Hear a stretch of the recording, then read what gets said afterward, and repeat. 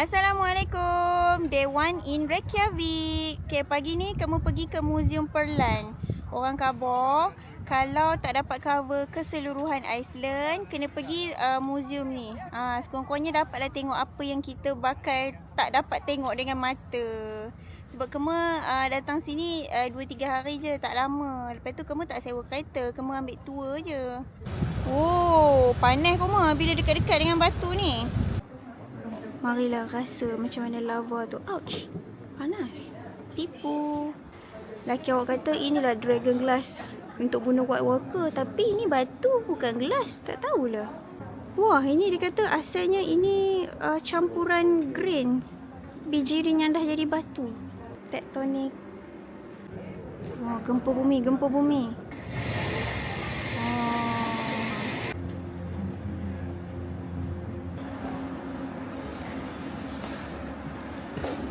Tak tahu bawa apa. Macam tak adalah busuk. Busuk lagi air pipe dia. Cuba Mal. Nak beruzlah. Abah. Mana Abah? Kena bongkok-bongkok.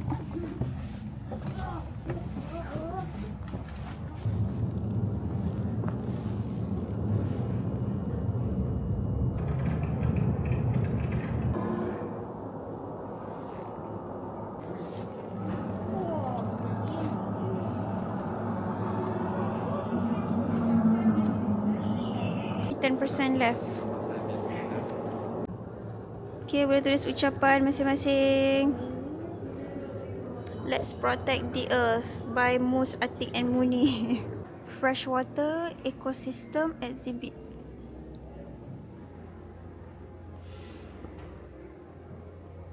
Why water is needed for us. Jom kita tengok siput kolam. Oh, harimau air, water tiger. Kafe dia kuma cantik. Paling best bagi awak dekat sini ada lava show. Lava show ni macam kita tengok screen, tapi screen dia tu atas, bawah, kiri, kanan, belakang je tak ada screen. Lepas tu dia punya bilik tu pun macam dome. Apa yang seronoknya, seolah-olah kita duduk atas boat. Tu skrin bergerak kan, tapi dia buat macam kita yang bergerak. Duduk atas boat, atas air lah kan. Lepas tu turun, masuk dalam air, masuk dalam laut, daripada biru ke gelap, tup-tup sampai ke lava. Jadi kita seolah-olah tengah berenang pula dekat dalam lava tu, tengok macam mana pergerakan lava, macam mana lava tu boleh terjadi. Tapi rasa penuh keinsafan lah, pasalnya lava tu api kan, terus dah terbayang. Apa ni, kalau neraka macam mana kan. Sebab tadi dia ada buat juga momen macam panas sikit. Tapi kalau orang tu ada motion sickness, tak digalakkan lah untuk tengok lava tu. Memang ada seorang pakcik tadi dia tak tengok. Agaknya memang severe lah dia punya motion sickness tu. Gemuk pun pening kepala tengok tu. Tapi tak tahulah pening kepala tu lapar ke apa.